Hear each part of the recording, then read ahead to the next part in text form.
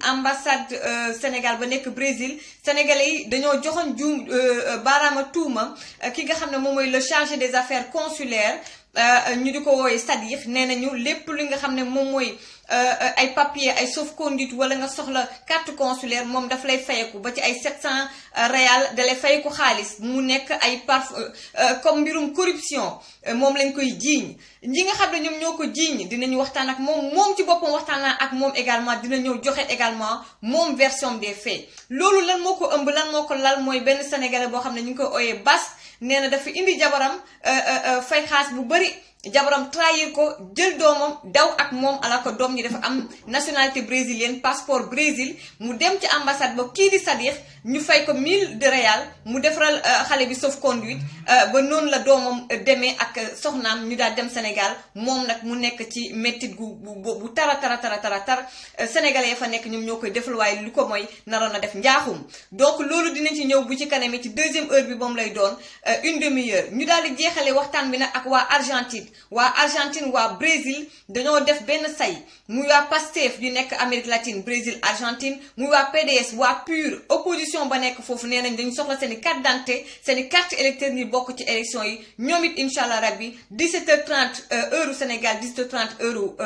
heure Paris dinañ jokkoo ak ñoom kon nag bu loolu weesoo kon maa ngi lay ziar lu bari Madani Ndiaye bàyyi la nga nuyoog mbokk yi. jërëjëf Mati man tamit maa ngi lay ziar maa ngi nuyu suñu mbokk yi déglu auditeurs yépp ci diaspora bi Sénégal partout dans le monde di leen gërëm di leen sant ci li ñuy ñëw daje fii ñëpp pour waxtaan di fi wax daal loo xam ne ñun ñëpp liñ ci jublu mooy luy defar réew mi Sénégal bokk ci réew yi avancé génn ci sous-développement dem ci émergence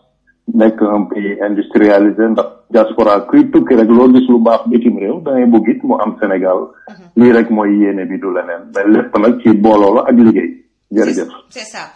ni ma ko expliqué léegi projet bi dafa nekk projet bu am solo démb yaa ngi waxtaan ak man ba mu yàgg ma ne la man mii sama bopp boo moytuwul ma dinaa bokk ci actionnaire yi ndax mbir mi soxal na ma lan mooy Fonguat Invest exactement. waaw moo bi ci boppam mi ngi tekki fonds de garantie et d'investissement de la diaspora li ko tax a jóg lii rek la depuis plus de 10 ans nit ñaa ngi naan diaspora sénégalaise li ñuy yónnee ci réew ma at mu nekk pour dimbalee ko seeni mbokk yombal seen dund dem nañu ba xayma ko Banque mondiale confirmé ne léegi loolu war na mën ëpp 1500 milliards de francs CFA yu diaspora di yónnee Sénégal at mu nekk mu jëm rek ci consommation te demul ci développement maanaam création d'emploi ñun nag bi ñu yàggee di suivre flux yooyu am information yooyu di dem ci forum yu bëri fii ci États-Unis nga xam ne fi la ñu basé ñu gis ne kat diaspora c'est une mine d'or non exploitée maanaam richesse mi ngi seen loxo expertise mi ngi seen loxo ndax bëri na lool ñu jàng di liggéey ci ay sociétés yu mag dans plusieurs pays à travers le monde mais mësuñu booloo pour contribuer ci développement Sénégal ndax gis nañu dans le monde ay pays comme Singapour en 1965 c'était des pays plus pauvres que le Sénégal mais tey en 2018 nekk na une puissance économique mondiale bokk parmi les 5 pays les plus avancés du monde c'est parce que seen diaspora dañu mobiliser investir pour développer réew ma exemple bi ci gën a simple en Afrique mooy Éthiopie 1980 c'était la famine la misère Amérique ubbil leen seen bunt ñu bëri ñëw États-Unis am fi liggéey di daan seen doole tey aux États-Unis la communauté éthiopienne fexe nañu ba mobiliser seen diaspora am un fonds am une banque boo xam ne y a plus de 1250 milliards CFA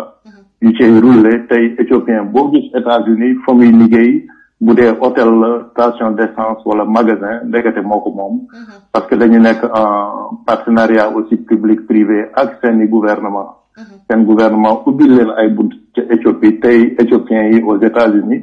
c'est le plus grand investisseur et créateur d'emplois en Éthiopie de telle sorte que fi ñuy waxee Éthiopie tey seen taux de croissance économique c'est le plus élevé du monde avec 12% quand en Europe c'est entre 1 et 3%.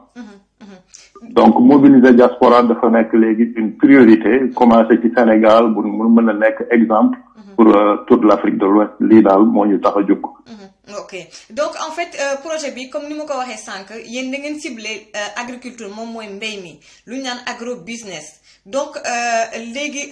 maanaam li concept bi moom mooy par exemple man tey Maty su ma mbir mi intéressé société bi mi ngi basé foofa ca Amérique jéemoon ngeen liggéey ak quelques banques sans citer de banque non banques yi Sénégal mais mu jul antu benn banque ba nekk foofu ca Amérique moom ngeen di liggéeyal ngeen taxawal benn société anonyme boo xamante ne ni mu ngi foofu ca États-Unis ma ko waxee tey su ma intéressé damay nekk actionnaire mun naa joxe $50 ba $1000 nekk actionnaire bu ko defee ngeen xool dem Sénégal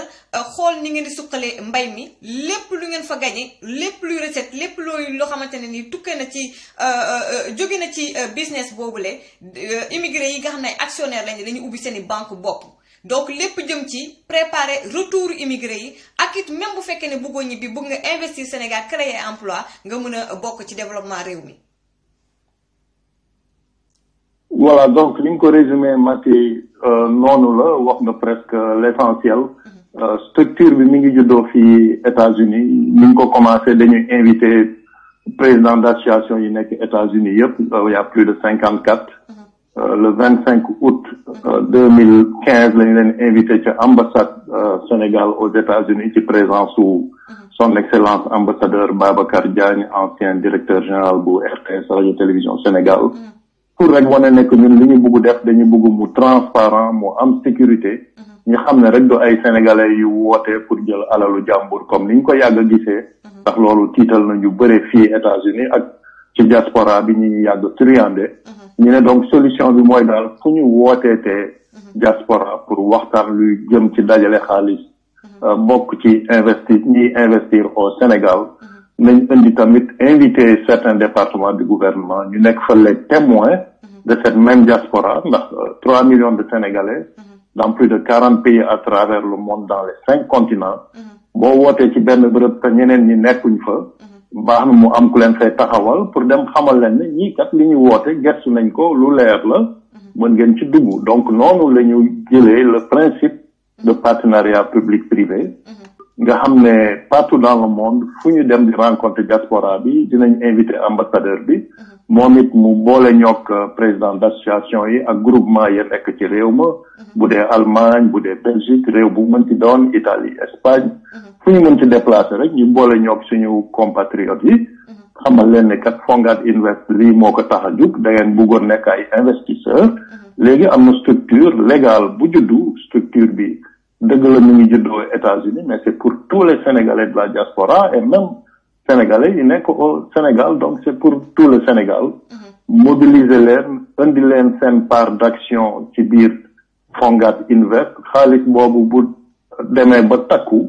dinañ mën réaliser ay projets en priorité dans l'agro-industrie nga xam ne bu ñu amee autosuffisance alimentaire maanaam ceeb bi buñ ko bàyyilee suñu bopp dootul jugee Chine dootuñ ko importer de la Thaïlande ou de l'Inde c'est plus de 600 milliards chaque année xaalis bi génn sa réew te yow amoo riche guloo jotaguloo nekk un pays industrialisé dafay faiblir sa économie donc cash flow boobu ñun diaspora bu ñu mobiliser garantir ay machines ndax boo dajalee xaalis tey 1 milliard jox ko par exemple comme apport à une société qui fabrique des machines agricoles ñoom mën nañu lebal ay machines de jusqu'à 9 milliards donc c'est 1 milliard mën na jur 10 milliards en machine bu ko defee machines yooyu nga dem bay ci ceeb en moins de 2-3 ans mën nga développer cash flow boo xam ne facilement daa nga mën créer banque pour créer banque au Sénégal il faut une caution de 10 milliards CFA mais ñu gis ne fii aux États-Unis pour créer banque il faut 150 millions de francs CFA donc c'est 100 fois moins cher de créer une banque aux États-Unis ba pare mën nga dugg dans le digital muy lan foo nekk dans le monde képp ku ñëw bokk ci Fonguat Invest mën nga am sa carte de crédit il y a des cartes de crédit léegi intelligentes un membre du Fonguat Invest le groupe CEWA CAD basé à Dakar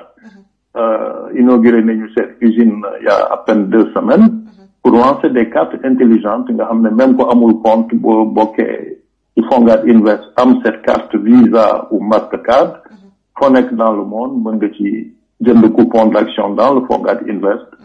bu ñu liggéey 1 an sa dividende mën na dugg ca carte ba foo nekk ci àddina bi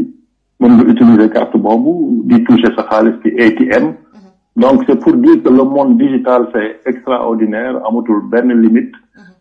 Léegi daal foofu la Fonguat Invest bugg jublu jëriñoo technologie boobu nga xam ne day sécuriser sa investissement day indi transparence ak traçabilité ci lépp looy def tey ku dugg ci suñu site internet mën nga fa jënd coupon d'action directement jot sa reçu ñu yónneeloo ci sa certificat d'action Fonguat Invest pour wane ne léegi yow bokk nga ci Fonguat Invest donc lii daal mooy li nga xam ne créé nañ ko comme mécanisme bu am sécurité bu am transparence fonds yooyu buñ ko dajalee waaw allez-y parce que y a des internautes yoo xam ne ñu ngi lay poser ay questions mais ma bàyyi la nga daaneel voilà fonds yooyu buñ ko dajalee si liñ ci jublu mooy créer nag léegi une banque de la diaspora parce que balaa ngay mën créer banque il faut que capital bi taxaw nga jaar fa nga war a jaar déclarer ko am agrément ministère des finances au Sénégal agrément BCEAO door mën nekk une banque officielle donc nekk banque ay étape la étape bi nag commencé na ak Fonguat Invest en tant que fonds de garantie. ok parce que am na aussi ñu lay laaj ma jël question yi. voilà donc am na ñaari nit yu lay laaj kenn ki nee na mbaa mbir mi ay ñoom Macky Sall ak politique bi raxu ci parce que man ci boppam maa ci naroon sax naa la naroon poser question boobu les amis dafa fekkante ak sama xalaat parce que man ba ma yégee mbir mi ñu ne le 15 décembre maa ngi naan ñu ngi dem ci ay élections présidentielles mbaa état du Sénégal ak pouvoir bi waa APR du ñu ko jël politiser ko benn boobu mooy première question bi Arona Niang bi nekk Belgique mu ngi lay laaj mu ni la société bi lan moo ko régir ban loi sénégalaise wala américaine. fi mu nekk nii société bi siège bi mi ngi aux États-Unis donc loi américaine moo ko régir vraiment fi mu nekk am na sécurité. Créé nañu branche au Sénégal branche au Canada branche en France ça fait à peine 2 semaines. Donc boo gisee ñu def siège bi États-Unis sécurité lañ ci jublu. ndax commencé woon nañu liggéey ak structure bi ñu créé Sénégal liggéey ak des banques sénégalaises mais nekkuñu dans le digital ñu gis tamit yoo xam ne daal xawoon na lëndëm bëgguñu dugg ci yooyu yëpp ndax amul njëriñ ndax suñu philosophie daal mooy fu ñu gis obstacle jéem a wut solution bañ a critiquer kenn bañ a xeex ak kenn mais wut yoon rek pour atteindre suñu objectif muy lan contribuer efficacement ci développement Sénégal donc tey c'est une société américaine avec des branches au Sénégal et un peu partout dans le monde noonu lañ ko tënkee par mesure de sécurité ndax fii ku fi ubbi société jël xaalisu jàmbur boo ca deful lu dul yoon dañ lay arrêté tëj la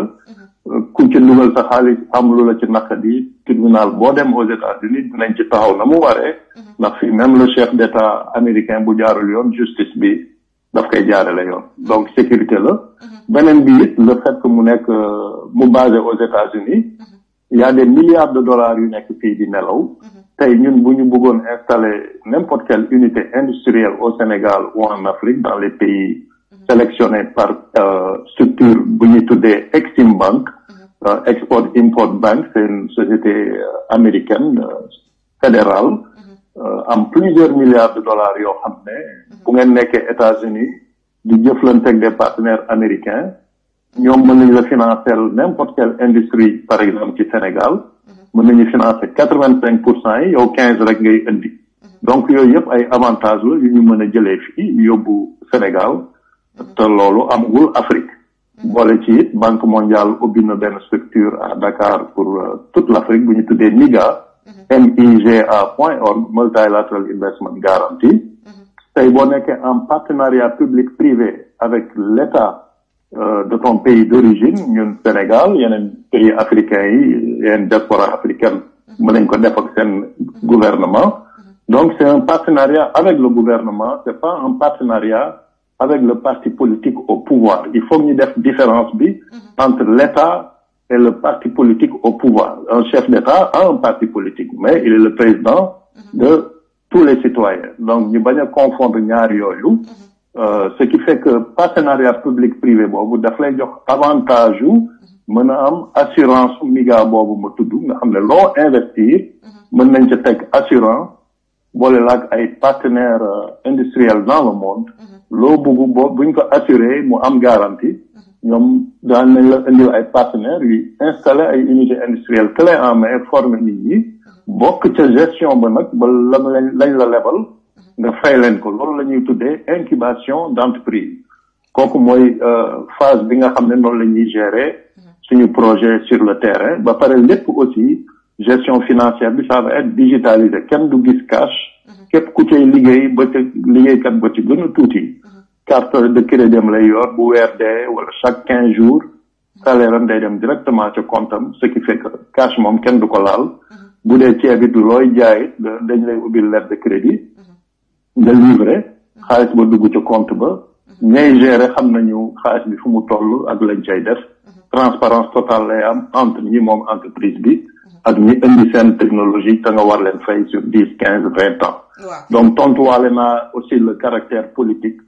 ci c'est une société privée anonyme amul politique ci biir. mais le fait de tendre la main à l'État en place bu fi ki fi nekk bu fi jógee keneen ñëwit dinañ liggéey ak moom pour que lépp lu ñu soxla sur le terrain ci réew mi it ñu faciliter ko à la diaspora tel que obtention de terrain pour ñu mën a construire ay logements pour la diaspora il faut nga jaar dans les structures de l'État donc dañu war jàpp ne le partenariat public-privé c'est avec l'État mais pas avec un parti politique. D'accord. Badou Thiam nee na une banque doit avoir un agrément c'est-à-dire banque dafa war a am agrément et que seules les institutions financières ont le droit de vendre des produits financiers ay actions obligations et cetera yow loolu lan nga koy tontu. nekk guñu banque wax naa ko ci départ bi pour nekk banque il faut nga dajale fonds dajale capital 10 milliards pour mën a nekk banque au Sénégal et en Afrique de l'Ouest donc dans l'UEMOA nekk guñu banque fi mu nekk nous sommes un fonds de garantie duggaguñu dans les produits financiers donc nous invitons des partenaires muy diaspora bi képp kuy sénégalais nekk ci diaspora bi partenaire nga Fonguat Invest bu la intéressé nga ñëw dugal sa contribution ñu jox la un certificat bi wane ne léegi bokk nga ci Fonguat Invest bu ñu dajalee fonds yi ba mu àgg fa mu war a àgg ci la ñuy door a nekk un institut financier donc pour l'instant nous sommes une sorte de mutuelle de la diaspora sénégalaise yu dajale seeni moyens réaliser des projets pour l'instant comme toute société anonyme ou société à responsabilité limitée ay nit mën nañu ñëw dugal seen alal jënd ay machine dem produire fu leen neex donc noonu lañ ko war jàppee pour l'instant. waaw defe naa daal gars yi seen crainte moom mooy li ngeen di war a liggéey ak état bi ndax am na keneen kuy laajte nee na donc vous bossez avec l'état question la am na aussi ku wax ni Oscar Thiaw Fall ma koy ziar Bruxelles nee na xam nañ ne Sénégal par exemple état pouvoir ak parti au pouvoir dafa jaxasoo daal. C'est-à-dire que mënuguñ def la différence comme dans les pays développés voilà donc moom inquiétude am côté boobu la donc xam naa peut-être li nga bëggee leeral moom mooy tey jii mun ngeen liggéey ak état du Sénégal tey buñ demee 2019 mu am beneen nguur gu bees da ngeen di continuité lay doon état bu ñëw rek yéen da ngeen di liggéey ak moom. waaw moom kañ indi nga question bi indi nga it tontu bi waxoon naa ko it ci sama communication. Société privée la ñu anonyme nous sommes une société indépendante réew boo jub dans le monde même États-Unis pour créer structure il faut nga jaar dans les départements de l'État pour créer cette structure ñu jox la ay kayit yu wane ne yow mi ci légal pour exercer ci réew ma donc rapport yooyu la ñuy am ak état ñi ngi bitim réew yàgg fi lool bu ñu demee Sénégal bëgg fa créer dara il faut ñu jaar ca yoon bi jaar ci règle yi léegi nag le fait que nga développer un partenariat public-privé par exemple def nañu convention de partenariat avec le FONGIP qui est un bras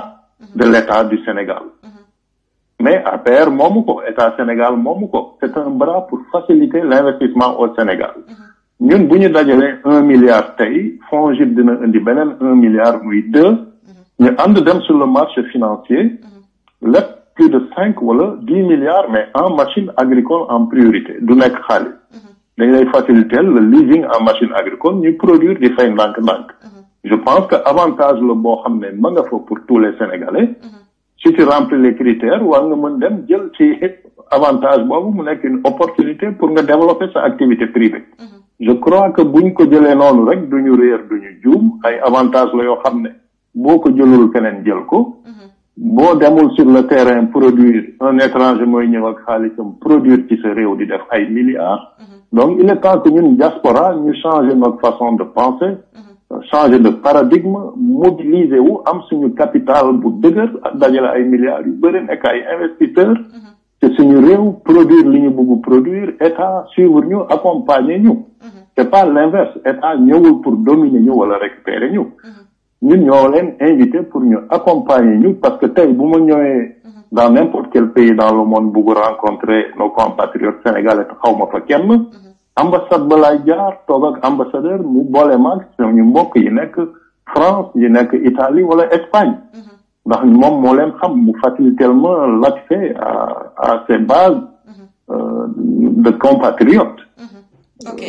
Donc yooyu yëpp ay facilitation la ci cadre partenariat public privé la. ambassadeur bu la xamul boo mootul du la wóolu daf lay ignorer. waaw ok donc noonu lañ ko war jàppee. voilà xam naa dinañu gën a waxtaan incha allah parce que war naa ñëw ci seen ndaje ba dinañ gën a mën a continuer waxtaan bi ma boole juste rek ñaari question yi nga rek boo ma ko mën a répondre en quelques minutes parce qu'on doit prendre le leader politique Maître Mame Adama Gueye nee nañu Oscar Thiédo Fall nee na Maty faut lui dire qu'on n'a pas confiance au fonctionnement de l'État est-ce qu'il n'a pas d'autre solution am na aussi ku la laaj ni la tey bu fekkee ne ñoom satisfaire uñu nga bëgg cee génn nan ngay def. bon boo indee sa boo jëlee coupon d'action amuloo satisfaction buggu génn li nga mën def mooy nga jaay sa action keneen. loolu daal la ñu amagum comme solution seetal keneen nga jaay ko nga génn. ok d'accord. dans le groupe aussi am na ñu ko mën a jënd. D'accord. Rapidement, est-ce que vous avez xalaat aussi au cyber, est-ce que vous réfléchissez aux questions de cybersécurité? Question bu am solo ndax suñu biir groupe am na un expert en cybersécurité qui travaille fii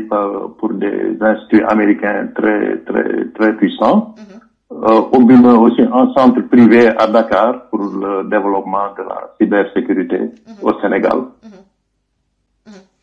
Ok. Donc côté boobu on est avancé. D'accord. Dernière question, ñoom amuñu confiance ci état bu Sénégal, est-ce que amu leen beneen solution? Bon loolu c'est un problème politique. Je crois que tout à l'heure am na un expert politique booy invité muy Adama Gueye. man koy nuyu au passage c'est mon beau-frère. man politique mosuma intéressé ci këru politicien laa juddoo li ma mës a intéressé mooy développement économique. surtout autosuffisance en riz et autosuffisance alimentaire. ndax presque 60 ans d'indépendance mënuñu moderniser l'agriculture. kooku def naa problème bu rëy la au Sénégal et en Afrique. loolu daal moom mës a intéressé ndax diaspora bu ñu mobiliser nekk une force solide d'investisseurs. di gérer des milliards de dollars comme le GE General Electric bu ñu amee ambition boobu mën nañ fa àgg. bu yàggee dinañ changer les données politiques. changer les paradigmes. transformer les institutions en place. indi leen à la hauteur d'institutions du XXIe siècle comme ça marche dans les pays avancés. muy lan digitaliser par exemple l'argent de l'État tey fi may wax ak yéen l'un des pays les plus corrompus du monde du Nigeria. Le président Buhari a invité Bill Gates pour installer ce qu'on appelle le blockchain system technique bu bees la boo xam ne sa budget réew dañ koy bloqué ci benn compte dootul bouger ñay gérer xaalisu budget état bi ay carte plastique intelligente la ñuy yor transaction bu ñuy def rek dinañ ko xam bu jaarul yoon it mën nañu bloquer carte bi activer ko comme désactiver loolu mooy digitaliser l'argent. FMI ñi ngi pare imposer ce mécanisme à tous les États africains pour que xaalisu état bi di nekk en sécurité diminuer corruption éliminer corruption pour encourager l'investissement la création d'emplois afin que suñu mbokku africains yi bañati génn Afrique di dee ci géej gi wala ñu leen di réduire à l'esclavage pour arrêter l'immigration mortelle yooyu yëpp bokk na ci vision Fongat Invest ñi ngi def di lobbying. Tey jii on a eu des entrées au niveau de l'Union africaine, de l'Union européenne, au niveau du fonds allemand am nañ ci ouverture pour que xaalis boobu ñu mën ñu accompagner indi ñu des unités industrielles ou des machines agricoles pour ñu former suñu mbokku immigré yi jéem a dugg Europe delloo leen Sénégal et dans les autres pays africains réinsérer leen dans des PME PMI rentables, donc petites moyennes entreprises, petites moyennes industries, surtout agricoles nga xam ne mën nañu développer des villages modernes au Sénégal et dans les autres pays africains, utiliser l'énergie solaire pour l'électricité gratuite et beaucoup d'autres technologies léegi qui vont accélérer le développement et l'émergence des pays africains. Ok. En tout cas, waxtaan bi gàtt na mais am na solo te dinañ ko wéyal inshallah gars yi ñu ngi koy laajte. Ce sera événement bi ce sera le 15 décembre inshallah à Paris en France. Man dinaa fa teew inshallah jox leen le maximum d'informations. Di leen di rappeler ne sama invité moo doon le PCA monsieur Madani Ndiaye, donc PCA Fongat Invest nga xam ne ñoom lu ñu bëgg moom mooy suqali seen réew ñoom les Sénégalais de l'extérieur d'abord investir ci l'agro-business, créer emploi et pourquoi pas plus tard ñu am benn banque boo xam ne Sénégalais de l'extérieur ñoom ñoo koy moom kon nag site web bi inshallah dinaa ko dugal bu ma paree live bi di ngeen am site web bi ñoom seen site web également société privée la société anonyme boo xam ne mi ngi basé wu ca Amérique. Kon nag monsieur Madani Ndiaye maa ngi lay gërëm di la sant di la remercier ci sa disponibilité. jërëjëf Mati, man maa lay gërëm di la sant di la encourager ci liggéey bi rafet bi ngay def pour vraiment jàppale diaspora bi ci seeni objectifs yëpp jërëjëf. Merci beaucoup. Voilà donc gars yi donc du ma def lu dul enchaîner ak sama prochain invité di maître Mame Adama Gueye donc mu nekk aussi un homme politique boo xamante ne ni yàgg na ci langue politique bi machallah gars yi aussi am na ci aussi crédibilité voilà donc monsieur Mame Adama Gueye maître maa ngi lay ziar gars yi partagé le live bi nag.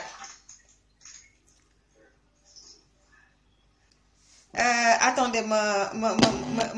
daal di ko dugal ci beneen aussi kii bi allô maître.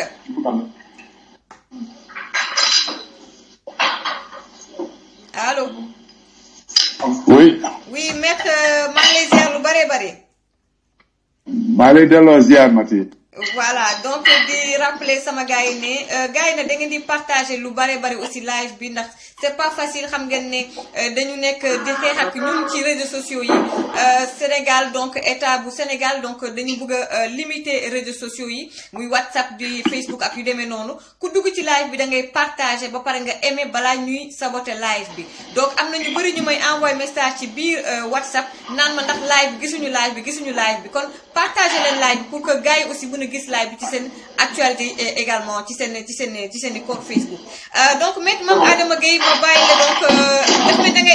da ngay xewlu wala da ngay lekk xaw ma nu mu demee noonu. non man añ naa bu yàgg. añ naa bu yàgg. waaw d'accord waaw donc. maa ngi naan suma ataaya. kon nag naan naa leen ma sama lëwal. amul benn problème. voilà donc maître Mame Adama Gueye mooy suñu invité mu am initiative bu am solo moom mooy waxtaan ak leader de l'opposition yi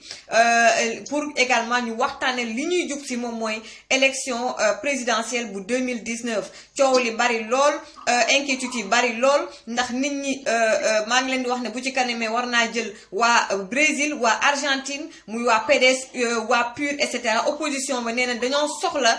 seeni carte d'électeur mun a bokk ci élection yi ni ñëpp fichier bi indi dafi coow donc li nga xam ne moom moo ñu dal ca élection législative yi dafa mel ni loolu moo ñu nar a dalaat ca élection présidentielle yi donc moom initiative bu am solo ñu war a amal benn ndaje le 5 inshallah lan moo war a ndaje bi dinañ ci waxtaan mais sama première question moom mooy naka nga jàngatee investiture candidat Macky Sall candidat également ci à sa propre succession ci 2019 investiture bi naka nga ko jàngatee ci télévision bi gis nga image yi. waaw Mati nga may ma nuyu sa mbokk yi ñu déglu yëpp. di la gërëm di la sant ci taxawaay bi nga taxaw parce que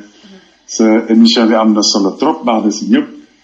pour tontu sa question nag gis nga Mati dañu war a moytu li ñuy wax manipulation xam nga. yow femme de communication dajale 15 000 personnes ci benn espace fermé comme Dakar Arena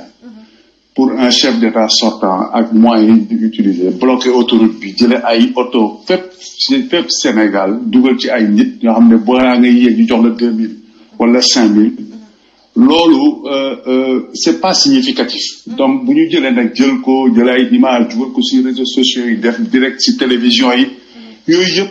dañu bëgg a dox ci xeli nit ñi conditionné leen ci. am na sax ñoo bokk ci Macky Sall bi ne la cause est entendue parce que gis ngeen kii bi investiture bi dañuy jéem a impressionner nit ñi 15 000 personnes ci 6 millions d'électeurs ce n'est absolument rien du tout loolu moo tax nañ ci tey rek bon vraiment nag président sortant rassemble 15 000 personnes loolu du ndam ak moyen milliards yi nga xam ne séddale nañ ko te ñoom yor nañ ko parce que bu leen fàttali ñoom dañu yor ay cagnotte électorale waxatu balaa nag kii nu mu les fonds secrets parce que bu leen fàttali ku nekk ñoom ñaari cagnotte électorale yi ñu yor foog ñu tudd ko mooy loolu ñu tuddee DER xaalis boobu ñu jël ne dañ koy jox ñi yor entreprise ñi def ay projet d'entreprise di ko jox façon bu leen neexee ba pare boole si ay bourses familiales yooyu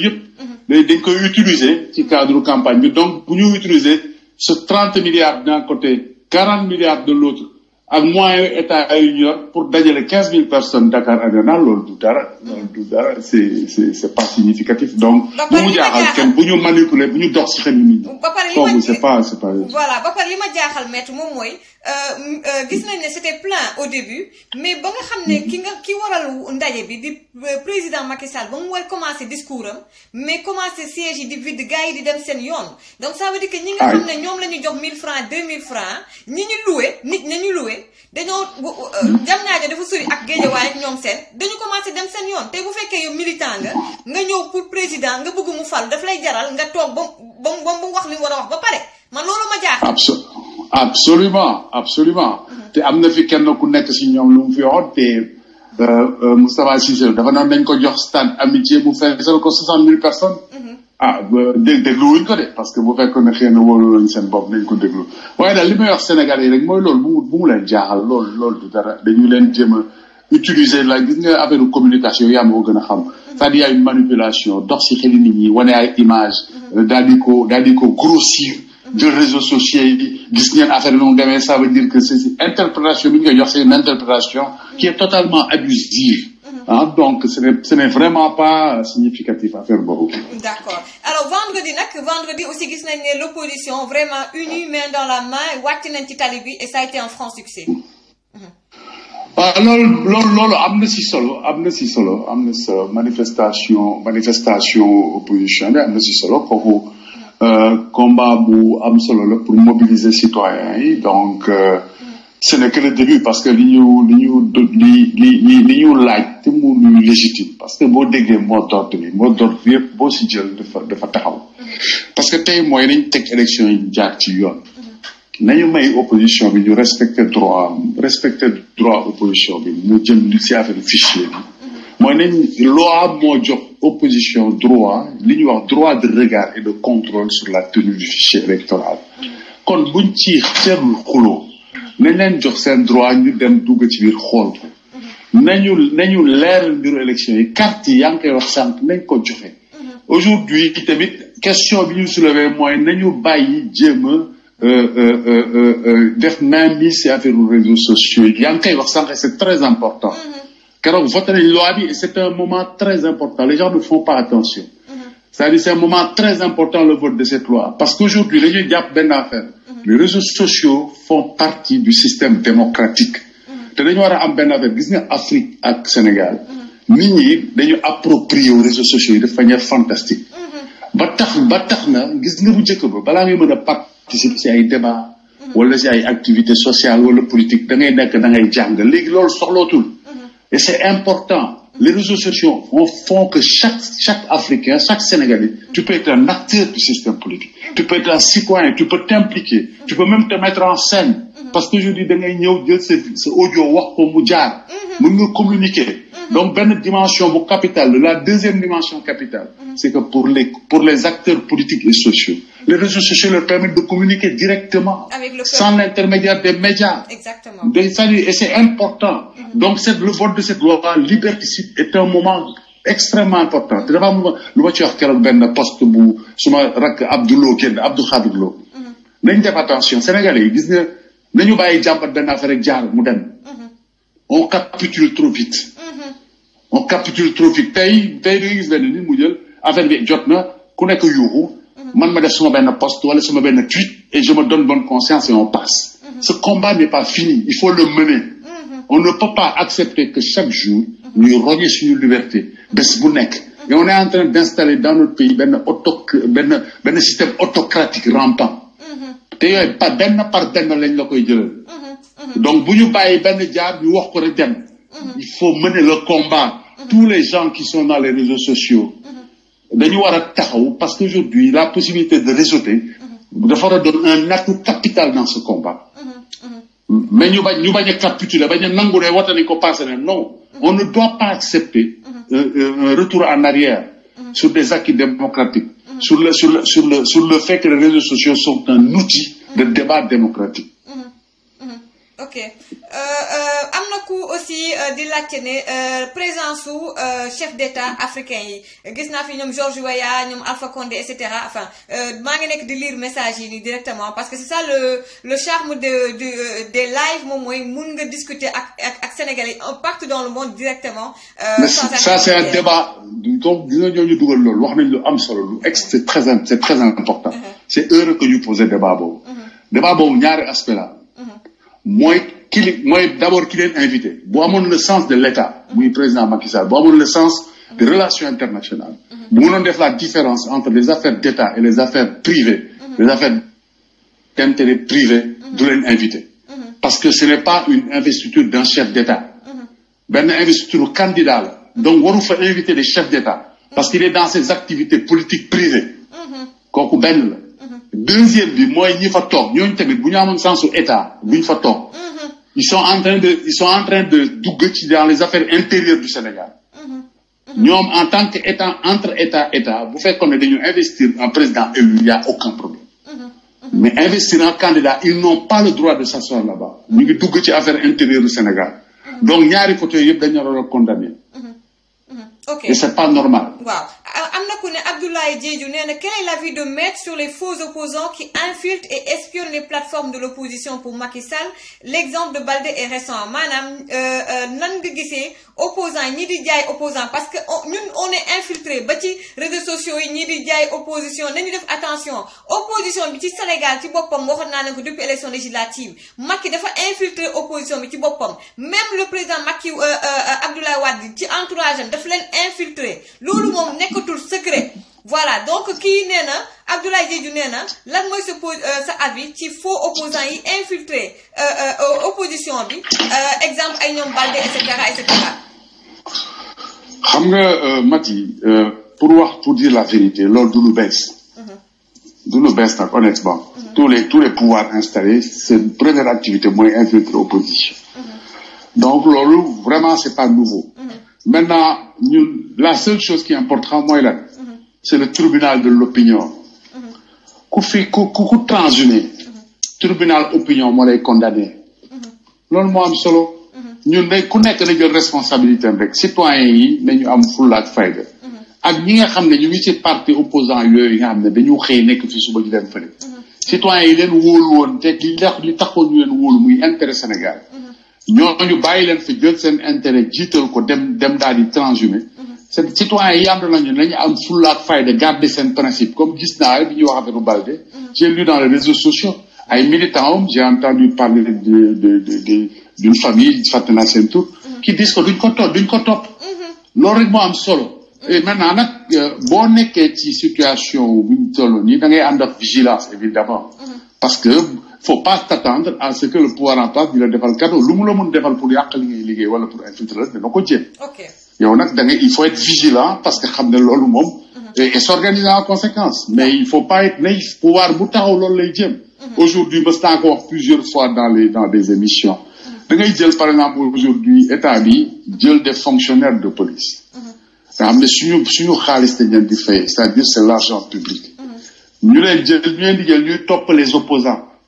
xam nga kooku c'est un détournement de pouvoir parce que ñoom nekkuñu dans la gestion de notre sécurité ñu ngi nekk dans la gestion des intérêts politiques du parti au pouvoir loolu mooy des questionnements sur les fondamentaux république bi yooyu la ñu war a di bàyyi xel par exemple tey Sénégalais yi loolu bàyyiwuñu ko xel mais dañu jël renseignements généraux ñu topp syndicalistes yi di topp yenn journalistes yi di topp yenn hommes politiques yi mais pas pour l'intérêt du pays pas pour les questions de sécurité et de défense mais pour prendre des renseignements et les communiquer au pouvoir en place et gis nga dimension boobu dafa am ñu war a def différence ñaari concept mooy li ñuy wax loyauté ak allégeance gis nga fonctionnaire ak administration pouvoir bu ñëw amel nañ la loyauté parce que yow la ñu élire c'est-à-dire boo leen buñ la sante da nga war a def mais dafa am benn ligne rouge mooy limite bi mooy li ñu lay sante méngoo ak yoon méngoo ak loi méngoo ak droit parce que yow boo dee fonctionnaire wala nga nekk sa administration jébbalu muy allégeance si tubaab tuddee allégeance kenn rek nga warloo mooy république nag dafa dépasser pouvoir yi fi jaar moo tax suñu administration bi dañ ko war a xoolaat de fond en comble pour que différence boobu mën a nekk ñu bañ pouvoir bu ñëw jël administration bi utiliser ko si njariñu politique personnel am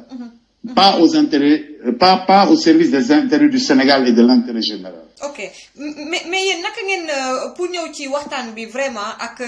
élection yi naka ngeen comment vous comptez sécuriser le vote c'est-à-dire élection yi yéen naka ngeen yan jumtukaay ak ñan ngeen ci war a liggéeyal pour mën a sécuriser kii vote bi léegi les plateformes bi li ko indi dafa nga may ma tuuti rek parce que foog ñu joxe justification li tax ñu def plateforme bi li ko indi mooy dañu am seetlu yu ñu def ñu commencé dama koy jëlee si li gën a récent mooy loi bi nga xam ne mooy loi wu communication numérique bi nga xam ne dafa bëgg a censurer internet nga teg ci loo xam ne musul am Sénégal mooy boo jëlee média public yi muy Soleil di RTS di APS ñetti média yu yëpp ay dirigeants au parti au pouvoir ñooy directeur muy ñaar nga jël ñetteel bi pour toujours loolu daf leen permettre ñu verrouiller presse publique léegi ñu bëgg a teg loxo ci presse privée loolu pour teg ci loxo ñu jël lu mel ni CNRA conseil national de régulation de l'audiovisuel ñu jox ko Babacar Diagne ñi nga xam ne daf pouvoir yëpp la leen nangul c'est-à-dire dafa ñëw servir Abdou Diouf dem mu tourner vestam service Ablaye Wade dem mu tourner vestam service Macky Sall kon nangul na le pouvoir ñu jox ko CNRA pour un moyen wu coercition sur la presse privée ñu xëy ñu ne tamit Sénégal alors que tey y a 40 000 étudiants yu nekk ci mbedd mi parce que état du Sénégal fayul université privée yi y a des étudiants yoo xam ne ñu ngi yalwaan à Thiès parce que restaurant yi dañu tëj parce que fayuñu gérant restaurant yi Sénégal di jël alal di dem di si jënd équipement anti-émeute dem jëndi Turquie ay milliards jënd équipement anti-émeute maanaam équipement yoo xam ne pour répression la pour noot ay population tu vois nga jël affaire u carte d'électeur yi nga jël le fait que daf juridiction yi nga xam ne dañu liggéey ci élection yi ñu yokk âge retraite ñi ko jiite nga jël direction de l'automatisation du fichier ka fa nekk depuis 2015 il a retraite ñu bàyyi ko fa boo boolee yooyu yëpp ba pare ñu jël fichier bi révision fichier bi ñu profiter su pour def su leen neex boo jëlee yooyu yëpp mooy tey dañu jublu ci benn élection boo xam ne dañ ko bëgg a def hold up dañ ko bëgg a sàcc loolu moo tax ñun ñu xoolaat affaire bi daan ne nekk candidat def campagne baax na waaye bu fekkee ne élection bi sécurisé wu ko du am benn njëriñ loolu moo ñu poussé ñu ne nañ def benn plateforme bi nag dafa wuutee façon bi nga xam ne yenn saa yi nañ ko def sur le plan politique parce que loolu am na solo mooy def manifestation am na solo dem recours devant les juridictions am na solo mais ñun dañ ne nañu def benn démarche boo xam ne tubaab bi ñu ko tuddee gestion opérationnelle de risque mooy yow gis nga ne lii musiba la bu nar ñëw mën nga dem si mbedd bi manifester pour ñu dindi ko waaye tamit da ngay jàpp ne xëy na ki ngay waxal du ko dindi nga daal di nag fagaru ba nga xam ne da ngay teg ay jumtuwaay ay pexe yoo xam ne loolu du mën a nekk mooy démarche opérationnelle loolu moo tax ñu def plateforme opérationnelle boo xam ne ña fay nekk ay borom xam-xam lañ ay borom mën-mën lañ pour xalaat bi nga xam ne candidat bi fi nekk daf ko tëral pour def pexem ñu di def xalaat bu ko raw pour que loolu muy fexe mën a bañ a nekk loolu mooy plateforme opérationnelle tu vois loolu ñoo tax ñu seeti candidat yëpp d'accord si loolu la ñu lancé mercredi pour taxawal plateforme bi buñ ko taxawalee nag teg jumtuwaay yi parce que ku jumtuwaay nag man mënuma toog tey na lii rek la ñu def parce que ñun di ñu def dañ koy waxtaanee déggoo ko diisoo ko ñi koy toogal bu ñu toogee diisoo ko ba mu mat ñu tëral stratégie def plan d'action bu boobaa li nga xam ne mën nañ ko wax te du gàllankoor démarche bi ñu wax ko ñëpp yëg ko li ñu war a fexee nag si suuf pour gàllankoor démarche bi dinañ ko def pour am efficacité. ok mais xam nga dans la tête des Sénégalais démb rek maa ngi ci doon waxtaan ak ay nit yu ma jege ñoo xam ne wax dëgg neex yàlla li xew Sénégal métti na leen ñoom jàpp nañ ne Sénégal dafa gën a tar il faut mu am changement et que régime bi fi nekk jóge fi mais li ma nit ki wax moom mooy te y en a plein qui réfléchissent comme ça ñu ne Maty on est désolé de le dire mais Macky moo fi toogaat ndax sàcc na élection yi ba pare donc c'est des déclarations voilà. xam nga Maty problème bi mooy ñaar rek mën a nekk nga gis luy nar ñëw nga am ci loo ci ragal nga jóg taxawal ay pexe pour mu bañ a am wala nga capituler croiser les bras bàyyi mu nekk ñun nag nangoo ñu lool ñun bu njëkk bi la ñu def ñun duñu seetaan c'est-à-dire problème bi mooy mobilisation la laaj nañu bàyyi capituler Macky sàcc na élection yi loolu la bëgg ñun xam nañ ko parce que xam na ne moom bu demee deuxième tour dafay ñàkk donc dafa bëgg def forcing premier tour ñun nag liggéey bi mu war a laaj jusqu'au dernier jour jusqu'à la dernière heure incha allahu rabbi dinañ ko def waaye duñu toog mukk naan sàcc élection yi ba pare nañ toog xool seetaan loolu duñ ko def parce que combat yi ñu mës a mëne yëpp dañ ko mëne yàlla dafa ñu sutura en 2011 bu ñu toogoon ne Abdoulaye Wade li muy def na ko ba pare kon nañu toog seetaan kon jaar na dem na yoonam ñii dañu jóg xeex ba am si ndam lii nag bu fekkee ne sénégalais yi nga xam te damay si yokk benn affaire bu am solo affaire mobilisation bi ñu def pour sécuriser élection yi du affaire u candidat yi c'est l'affaire de tous les sénégalais loolu la ñu war a jàpp parce que problème bi xam mooy lan Sénégal dañu xeex ba am ay acquis démocratique démocratie Sénégal la Macky Sall bëgg a saaxe étape par étape il est en train de saper les bases de la démocratie du Sénégal pour am élection yoo xam ne du élection yu transparente loolu nag foog ñu taxaw si défendre ko parce que lu tax muy problème muy intérêt au Sénégal yëpp élection transparente bu amul jàmm du mën a am c'est-à-dire élection transparente mooy condition sine qua non pour dëkk bi mën a am jàmm te jàmmu réew mi mooy richesse du Sénégal mooy alalu Sénégal donc Sénégal bu nekk moo ko war a défendre la boppam du affaire u candidat du affaire u politicien c'est l'affaire de tous les démocrates. am na benn question bu cruciale parce que élection législative bi am na ñu ko dund y a eu beaucoup d'irrégularités en France Côte d'Ivoire et cetera moom mooy ci bureau de vote yi am na yenn candidats yoo xam ne duñ fa mën a am seen représentants donc Akhenaton ma koy ziar je l'ai vu à Paris di ko nuyu lu bari nee na est-il possible de mutualiser la représentation des partis dans les bureaux de vote. Merci parce que nag may permettre ma génn deuxième concept bi nekk à la base de la mise en place de la plateforme bi 2 dimensions capitales la am mooy la dimension opérationnelle et la dimension de mutualisation kooku ngay wax noonu problème bu crucial la posé parce que liggéey boobu c'est une des dimensions les plus importantes par la plateforme bi c'est-à-dire candidat bu nekk yow mënaloo matal yëpp yow sa bopp moo tax ñu ne nañu mutualiser doole bi mutualiser compétences yi mutualiser ressources yi par exemple tey dama lay jox exemple si mutualisation bi plateforme bi buñ ko taxawalee dañu naan par exemple profil compétences yi la ñu soxla muy expertise électorale muy système d'information communication organisation logistique formation sensibilisation mobilisation citoyenne ñu ne chaque partie prenante jox ñu ay profils yu mel noonu ñooñu la ñu boole ñu nekk benn place bu ñu paree loolu ñu def maillage territoire bi c'est-à-dire dëkkaan Sénégal yëpp ñu tas fa plateforme bi ba pare def na un appel à volontariat citoyen parce que surveillance yooyu muy wax mutualisation bi bu ñu ko yemale ci candidat yi parti yi Sénégalais bu mu ko jaral bés bu ñu la wooyee dañu bëgg def des volontaires citoyens na ñëw taxaw ñu mën la boole si ñiy constituer ñiy dem di représenter les candidats d'opposition dans les bureaux de vote nga xam ne dañ au préalable dañ leen di former gérer ko sur la base d'une organisation logistique ñu mën bésu vote bi bureau de vote boo dugg ci Sénégal mu am ñu fa représenter opposition bi. Ça c'est une dimension qui est capitale. Ok donc man moom kay moom xam naa loolu parce que franchement li xew ci élection législative bi moom nekk na. donc là 30 minutes la ñu amoon xat na lool mais xam naa incha allah bu ngeen jógee ci ndaje le 5 décembre bi dinañ amal également yeneen i waxtaan ñun ak it. avec plaisir voilà avec plaisir maa ngi lay gërëm di la sant di nuyu mbokk yi ñu doon déglu yëpp merci beaucoup. merci beaucoup maître merci. gars yi donc ngeen may ma juste rek man tamit 5 minutes ma daal di wax également am loo xam ne bëggoon naa attirer seen attention ci loolu ndaxte wax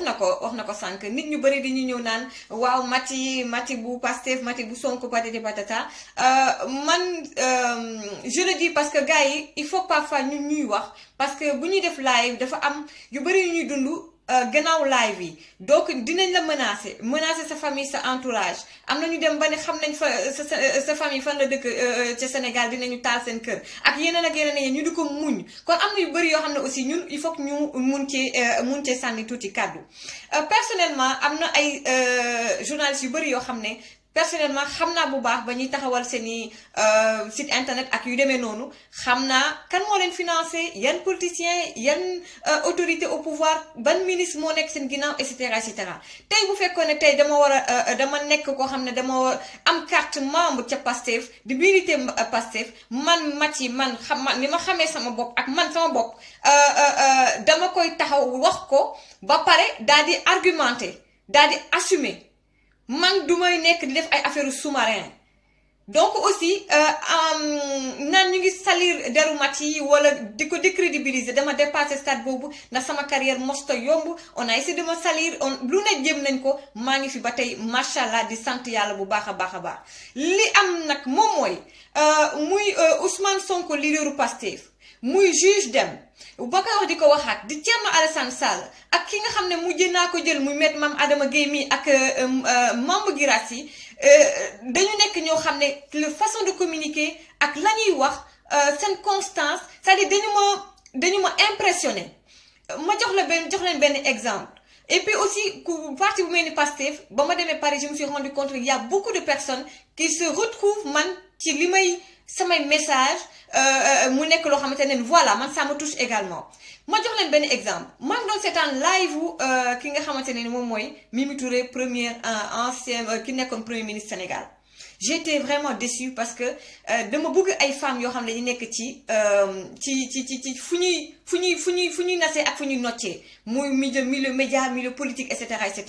j'ai été déçue parce que am na élément de langage yi nga xamante ne nii am na façon politique boo xamante ne ni dañ ko war a dépasser fu mu nekk nii ndax sénégalais yi dafatuñu rien ne sera plus comme avant parce que maintenant 2018 bii nii 2017 bii nii 2016 bi ñu génn y a les réseaux sociaux tey pourquoi Sonko les gens bu waxee mu dugg ci xolu nit ñi pourquoi Thierno Alassane Sall d'accord ils ont subi des injustices wala am na lu ñu wane loo xamante ne nii nit ñi gis nañ ne ay nitu principe lañu mais ma jox leen moo wax leen te yàlla rek a tax ba ma doon def live bi ci oto ba foofu ca Paris man ak Ousmane Sonko nekk na di expliquer mbir yoo xam ne j'étais en train de l'interviewer mais il y a des mots qu'il a sortis ça m'a touché man en tant que nit en tant que sénégalaise boo xam ne dama ñibbi Sénégal ma am loo xam ne gis naa ko sama réew ma am loo xam ne dund naa ko te yeneen sénégalais injustice yoo xam te ne muy man ak yeneen sénégalais dund nañ ko xam nañ ne il faut que mbir yi changer il m'a touché c'est-à-dire c'est quelqu'un bi nga xam ne il utilise des mots comme étudiant bi nekk ci campus bi waxtaan ak ay xaritam comme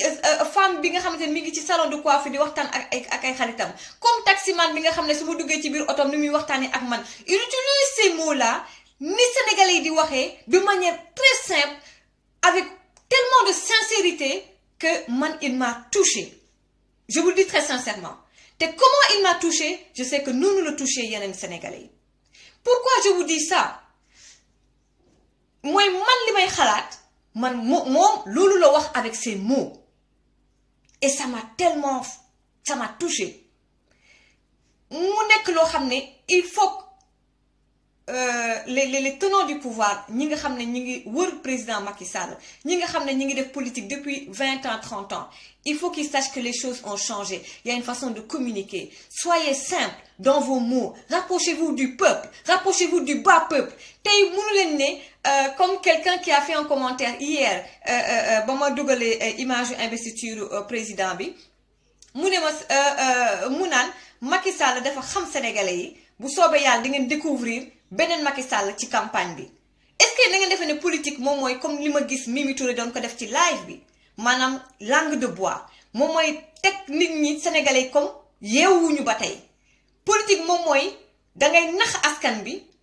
politique moom mooy xam nga ne sénégalais yi ñu ci bëri dañu am faiblesse su xaalis donc ci pandaw ja di nga génnee xaalis bu ko defee xaalis mooy def la différence yow xam nga ne leader d'opposition yu ci bëri tey am na ci ñoo xamante ne tey ils traînent des casseroles tey bu fekkee ne chantage nga leen wala am nga loo leen teg benn épée Damoclès dinañu ñëw vers yow donc defa nga ne yow tricherie ak corruption ce peuple xam nga leen maîtriser nga leen yow di nga mën a gagner élection yi man dama jàpp ne politiciens yi da ngeen war a changer ni ngeen mel ak ñun le bas peuple man loolu laa gëm vraiment ni ngeen di waxee seen jëfin c'est comme démb investiture bi je me suis dit ña fa ñëw ñëpp naka nga mën a nekk militant am na ci nag vraiment APR ñoo xamante ne nii je sais que ne ay militants de première heure lañu je sais que ni am nañu ay principe ku ci mel ni maître Alioune Badara Cissé ba mu ko xamee yàgg na kenn déggatu ko am na ci ñoo xam ne ay Omar Diaw Seck tey ku mel ni Omar Diaw Seck je le vois mal mu toog des heures et des heures Dakar Arena di xaar discours président Macky Sall mu commencé discours mu lem ay kàkkam dem yoonam pourquoi ci début investiture bi y avait du monde c'était plat ba kiy waral mbir mi toog war a def discours am nit ñi commencé dem seen yoon parce que dañ leen jox xaalis ñëwuñu parce que dañu gëm président Macky Sall ñëwuñu parce que jàpp nañ ne kii moom bu dañ ko war a réélire parce que kii moo gën ci Sénégal dañu ñëw pour seen propre intérêt dafa am lu ñu leen jox waxante ak ñoom am oto yu leen war a delloo ñu dem seen yoon kan ngeen di nax feesal ngeen Dakar Arena kan ngeen di nax ay maire taxaw ne 1000 francs lañ ñu jox te dañu diggoon 5000 francs kan ngeen di nax artistes yi ñëw di jouer man ba ma demee Paris ci dîner de gala bi di seetaan Massane elle n'a demandé aucun franc artistes yi fa jouer ñëpp ñoom ni nga maas kenn laajowu ci dërëm dañu ne ñoom dañoo gëm Ousmane Sonko dañoo bëgg Sénégal changer seen participation moom mooy ñu bëggal askan bi wuy lancer ay message pourquoi ci investiture Macky Sall artistes yi defuñu ko de manière mais bénévole sans demander xaalis war ngeen ko mën a def ne ngeen artiste bu nekk am na droit waxe fa mu féete ak ka mu faral d'accord mais man dama gëm c'est pas du ay critique dama leen di laaj ne leen bu fekkee ne yéen artistes yi yéen footballeurs yi yéen sénégalais yi da ngeen jàpp ne Macky Sall moom lañ fi war a tegaat moom lañ fi war a tabaat réélire ko parce que moom mooy ku gën ci Sénégal yow artiste nga sénégalais ñooy jënd ci ñoom ñooy jënd say album amal nga leen njukkal ki gën ci Sénégal yow moom nga àndal muy Macky Sall tey bu la woowee ci investiture boo ko laaj dërëm ndax doo koo gëm kon artistes yi da ngeen war a yéen aussi engagé waroo laajte dërëm bu ko defee looy wëy rek di kañ président Macky Sall day nekk loo xam ne danga ko gëm yow c'est pas parce que dañ la jox 2 millions 3 millions wala 6 millions kon yéen kan ngeen di nax gis nañ fi président Abdoulaye Wade Abdou Diouf seeni meeting danaan fees del ba ñu waree wàcc dañoo wàcc kan ngeen di nax Mimi Touré ci boppam man j'ai été déçue et je reviens là-dedans pourquoi say ñi gérer sa communication live boobu defoo ko émission télé mu mel ni tey mépris bi am ci entre ñoom les décideurs ñoom ñi nga xam ne am nañu ndombo tànk wala amoon nañ ko dañu am benn mépris par rapport ak le bas peuple pourquoi doo communiquer ak ce peuple pourquoi ci live mu am benn barrage live boo xamante ne ni commentaire yi mënuloo ko gis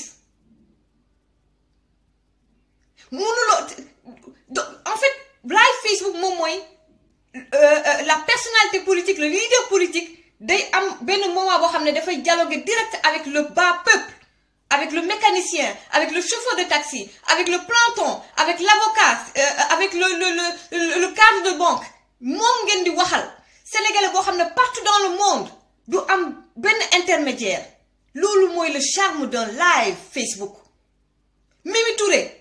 lan